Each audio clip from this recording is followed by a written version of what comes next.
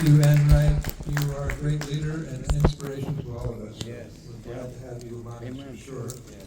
Next, we have another outstanding woman, Gwendolen Cates, is an award-winning photographer and filmmaker whose work has been screened on PBS at film festivals, colleges, universities, museums, and at the UN. Her documentary films include We Are Unarmed, 2020, a fresh look at the peaceful and prayerful resistance at Standing Rock, and The Doctor, 2026, and that's going to be showing tonight. It's about the doctrine of discovery, and it's a very important film. I hope you'll all show up to see that this evening. It follows several young indigenous people from Minnesota who make their way all the way to Rome to go to the Vatican to speak to the Vatican about rejecting the doctrine of discovery. So, other than that, Gwendolen Cates was also embedded with the U.S. Army during the 2003 shock and awe Iraq invasion, and subsequently spent a year total between 2008 and 2011 embedded with the Iraqi minority communities who are working on a project about Iraqi cultural heritage.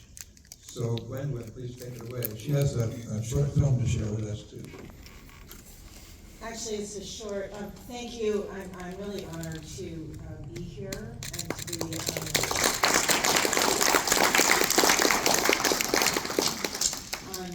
alongside such distinguished people. I'm sorry, I need to kiss the mic. Back a little bit, yeah. I'm really honored to be here and to be alongside such distinguished people and amongst all of you. This is really such an extraordinary organization. So yeah, I put together just a little 5-minute video. It's not a film, just sort of threw it together right before I came here.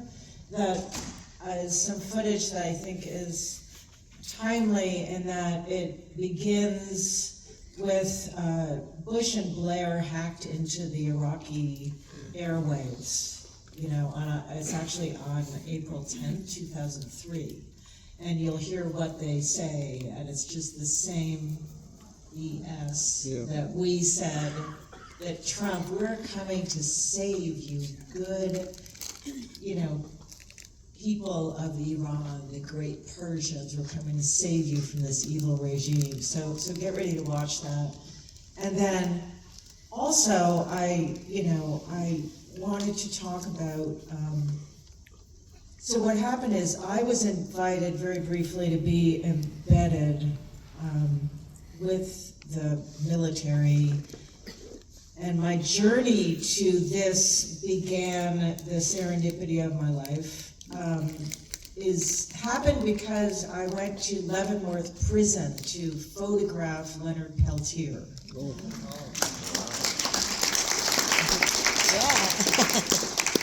For my photography book, Indian Country, but that was in 2000.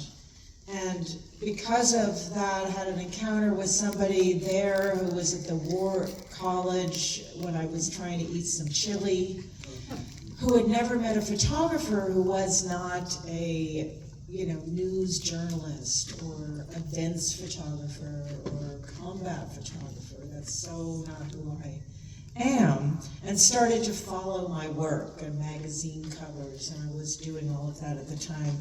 And then reached out to me in, I guess it was, the fall of 2002, saying, would you like to be embedded, inviting me to be embedded with this unit. And I don't know, I thought, well, why did I accept that invitation? To bear witness, because sometimes I think because of the serendipity of my life, there's a reason that I'm being invited to do something, okay? And so I had to find a sponsor, which became Time Inc., and there were a couple of other people like me who had gotten these odd invitations, but I was embedded with military intelligence. And I got to Kuwait to do the embed thing, and they're like, who are you? And they wanted you. Like, who are you? And I'm like, I don't know what to say. But I think it's because they knew I could be trusted. I mean, that was the really bottom line, and that I would, you know, really see the soldiers as, my work is really, I guess, I see people as, you know, human beings.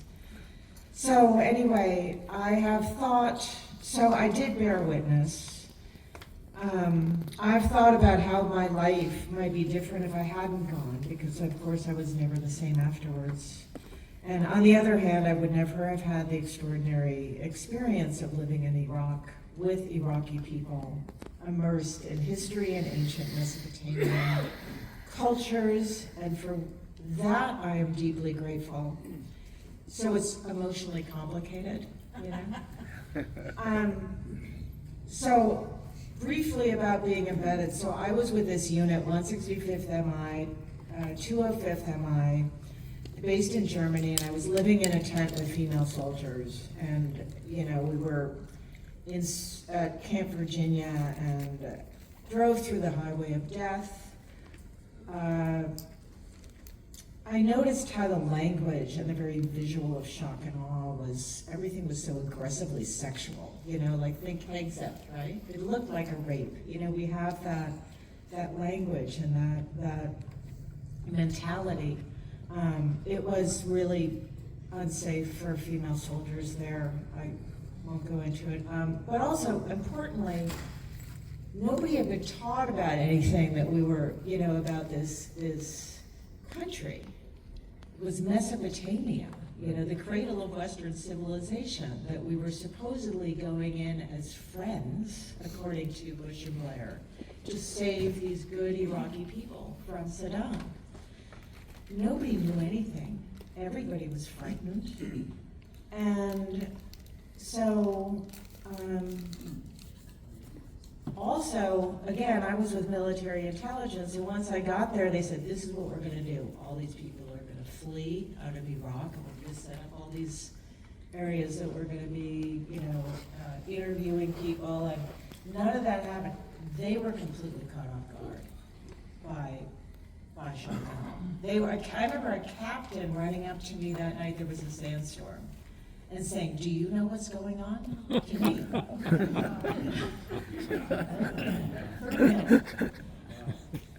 So, the other thing that I observed then is that all the evangelical chaplains, because Bush had been recruiting chaplains for this new war, and they were all evangelicals.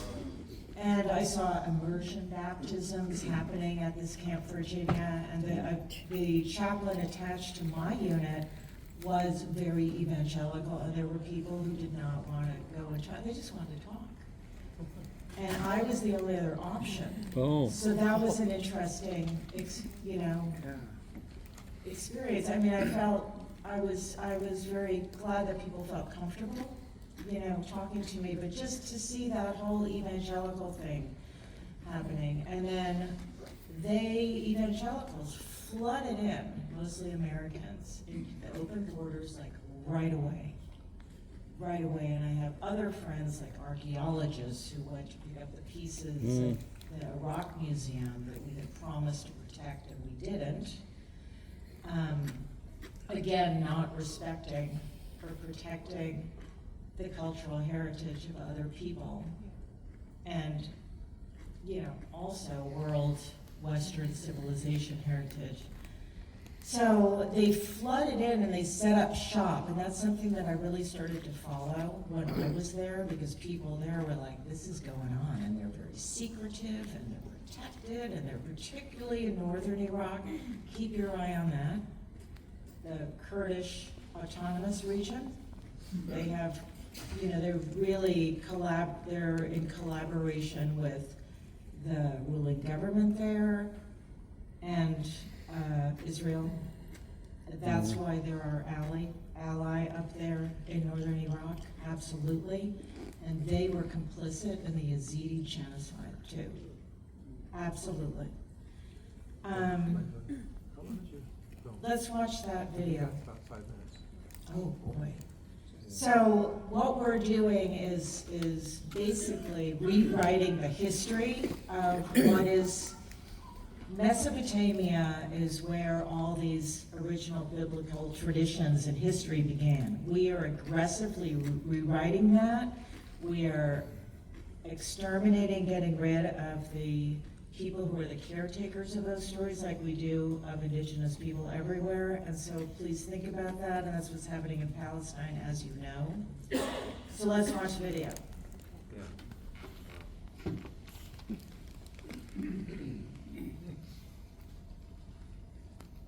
The goals of our coalition are clear and limited. We will end a brutal regime whose aggression and weapons of mass destruction make it a unique threat to the world. The nightmare that Saddam Hussein has brought to your nation will soon be over. You are a good and gifted people, the heirs of a great civilization that contributes to all humanity. You deserve better than tyranny and corruption and torture chambers. You deserve to live as free people, and I assure every citizen of Iraq, your nation will soon be free. Thank you. I'm glad to be able to speak to you today, to tell you that Saddam Hussein's regime is collapsing, that the years of brutality, oppression, and fear are coming to an end, that a new and better future beckons for the people of Iraq. We did not want this war, but in refusing to give up his weapons of mass destruction, Saddam gave us no choice but to act. Now that the war has begun, it will be seen through to the end. We will continue to do all we can to avoid civilian casualties. Our enemy is Saddam and his regime, not the Iraqi people. Our forces are friends and liberators of the Iraqi people, not your conquerors. And they will not stay in Iraq a day longer than is necessary. Aren't we still there? And we won't open up any prisons either. Yeah. They were already there.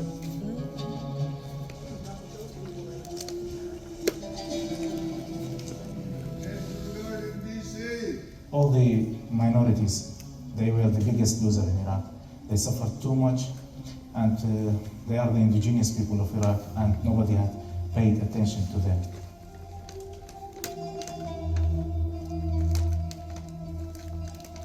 They're trying to get us out of here somehow. It's our right to be here. We are here because it's our country, and this is where we have to be.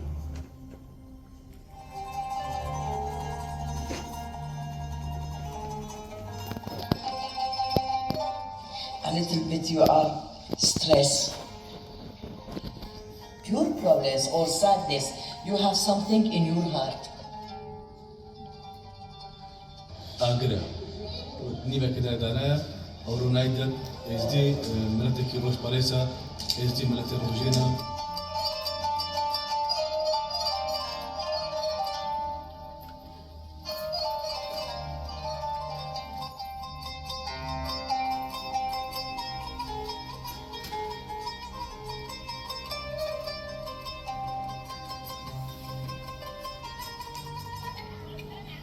بيجي أيضا مستمرة هو حضارة بابلية وآشورية وسومرية.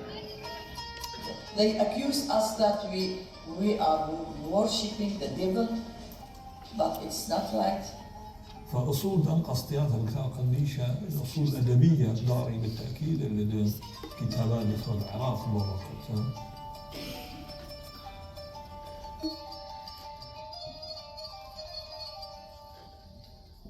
أخواننا المسيح أي نعم أخذوها لأن أساس التأمين نقدر نطلق عليهم هذه وطن هذه الديانات هي وادي الرافدين ما بين النهرين. الدرفش هي راية السلام راية يوحنا المعمدان. بقيت 14 يوم محتجز أني بين مكان ومكان ووراها حالتي النفسية شوية مزينة. I really don't know what freedom America brought to Iraq. They did free the country from the dictatorship, the Saddam regime. But it's even more dangerous. So I don't know what freedom they're talking about that they wrote us. I don't know, they should explain more, like, which freedom do they mean? What freedom? Freedom of killing? The people in my community, all of them, especially the elder people, they are afraid that people will forget their customs, their culture. They are afraid that one day will come, the people will say, there were here an old religion, an ancient religion, it was called Yazidiyyan, and now it is not existed. We don't want to leave this country. I have met thousands of refugees. They were saying to me, we don't want water anymore, we don't want food anymore, we just want to go back to our home.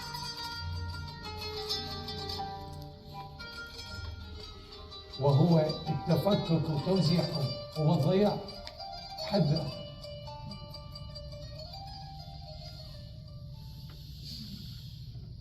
Can I just say one thing? We are so expert at destroying ancient civilizations from whom we have so much to learn. Here, indigenous people here, indigenous people there, in Palestine, on their land.